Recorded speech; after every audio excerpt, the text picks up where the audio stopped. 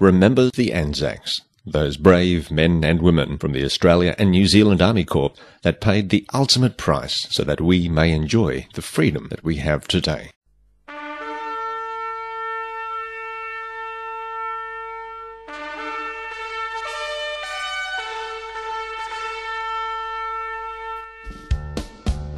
On the 19th of February 1942, mainland Australia came under attack for the first time when Japanese forces mounted 2 air raids on Darwin.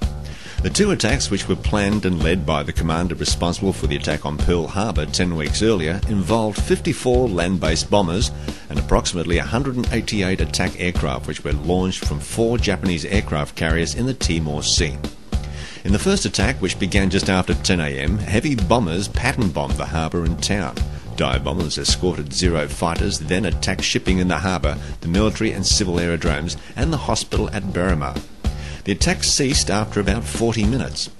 The second attack, which began an hour later, involved high-altitude bombing of the Royal Australian Air Force Base at Parap, which had lasted for 20 to 25 minutes. The 2 raids killed at least 243 people, and between 300 and 400 were wounded.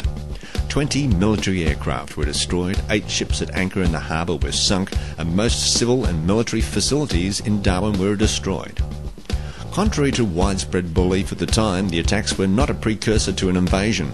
The Japanese were preparing to invade Timor and anticipated that a disruptive air attack would hinder Darwin's potential as a base for which the Allies could launch a counter-offensive and at the same time would damage Australian morale.